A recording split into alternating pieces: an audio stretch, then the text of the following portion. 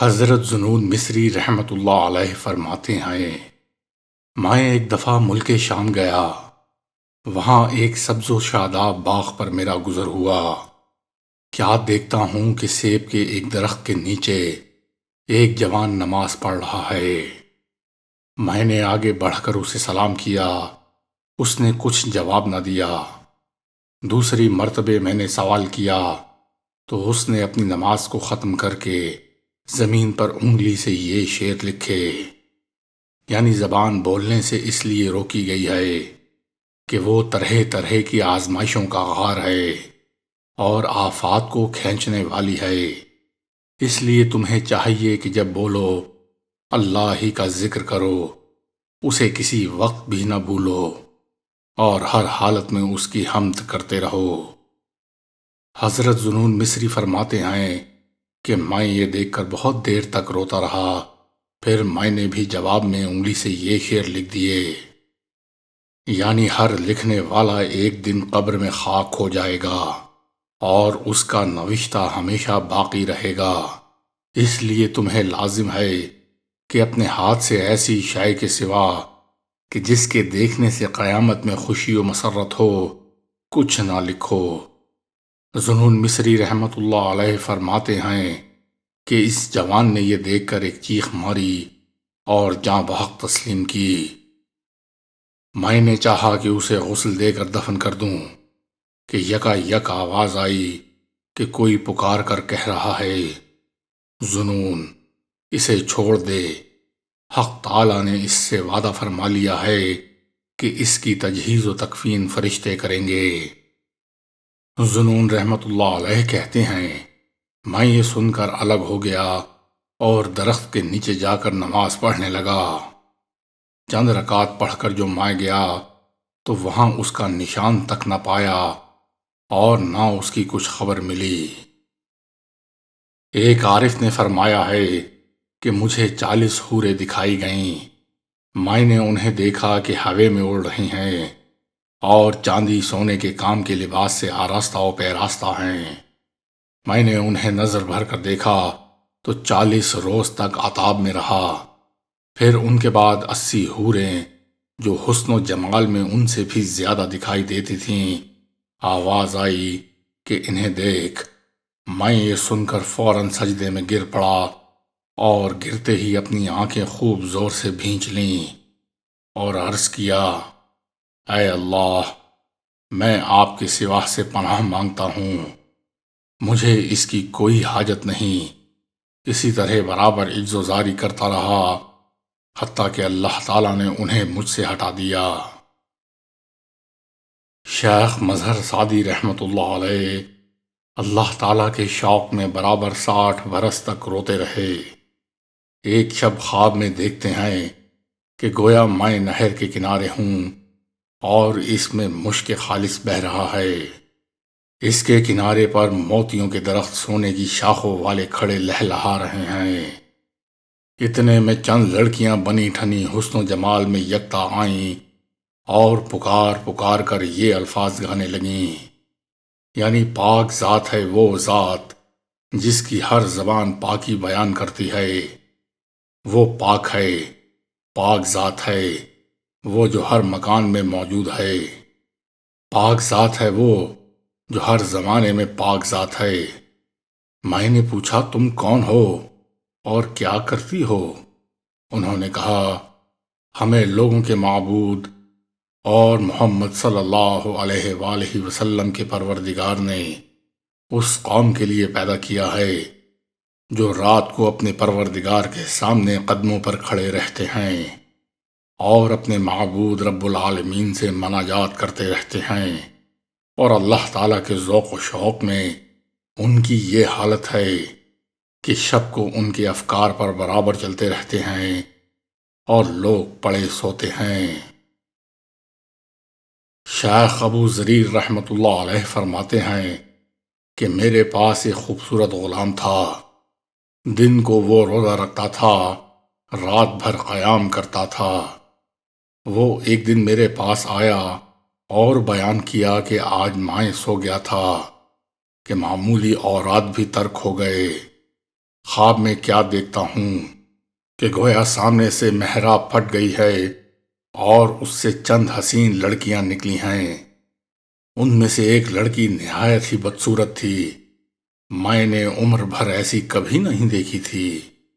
میں نے پوچھا کہ تم سب کس کے لیے ہو اور یہ بدصورت لڑکی کس کے لیے ہے؟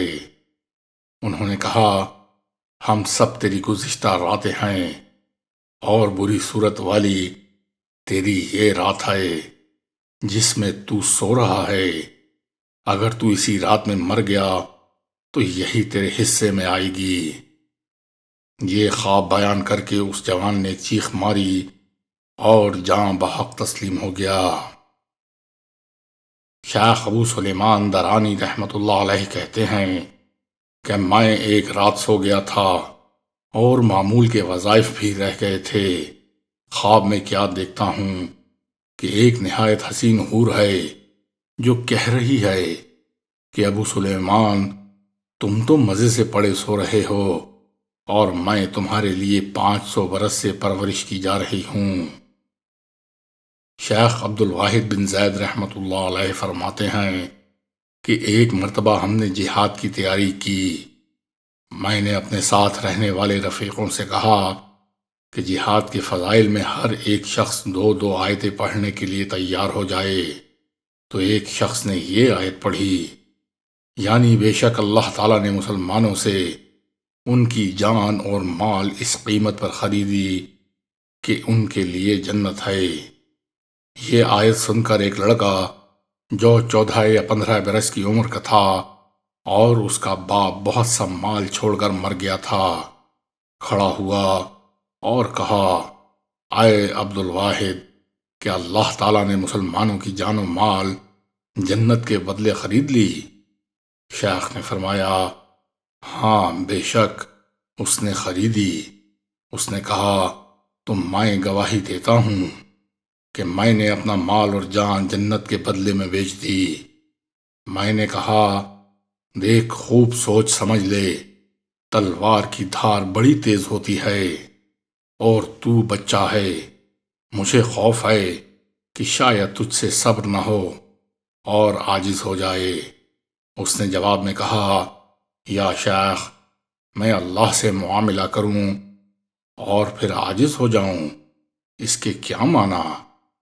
میں خدا تعالیٰ کو گواہ بنا کر کہتا ہوں کہ میں نے اپنا سب مال اور جان فروخت کر دی۔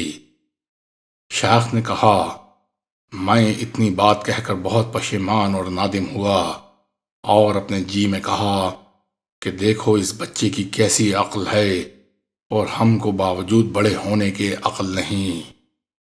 مختصر یہ کہ اس لڑکے نے اپنے گھوڑے اور ہتھیار اور کچھ ضروری خرچ کے سوا کل مال صدقہ کر دیا۔ جب چلنے کا دن ہوا تو وہ سب سے پہلے ہمارے پاس آیا اور کہا یا شیخ السلام علیکم۔ شیخ کہتے ہیں میں نے سلام کا جواب دے کر کہا خوش رہو، تمہاری بیع نفع مند ہو۔ پھر ہم جہاد کے لیے چلے۔ اس لڑکے کی یہ حالت تھی کہ راستے میں دن کو روزہ رکھتا اور رات بھر نماز میں کھڑا رہتا اور ہماری اور ہمارے جانوروں کی خدمت کرتا۔ جب ہم سوتے تھے تو ہمارے جانوروں کی حفاظت کرتا تھا۔ جب ہم روم کے شہر کے قریب پہنچے تو ہم نے دیکھا کہ وہ جوان چلا چلا کر کہہ رہا ہے کہ عینہ مرضیہ تو کہاں ہے؟ میرے رفیقوں نے کہا شاید یہ مجنون ہو گیا ہے۔ میں نے اسے بلا کر پوچھا کہ بھائی کسے پکار رہے ہو اور عینہ مرضیہ کون ہے؟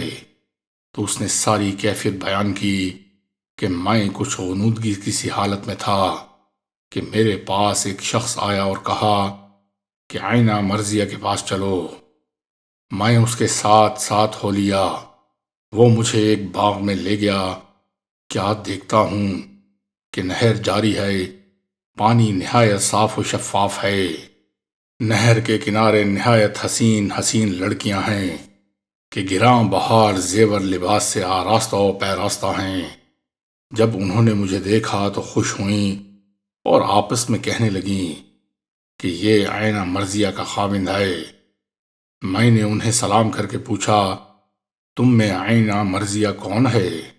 انہوں نے کہا، ہم تو اس کی لونڈیاں اور باندیاں ہیں، وہ تو آگے ہے۔ میں آگے گیا تو ایک نہایت عمدہ باغ میں لذیذ و ذائقہ دار دودھ کی نہر بہتی دیکھی، اور اس کے کنارے پر پہلی عورتوں سے زیادہ حسین عورتیں دیکھیں۔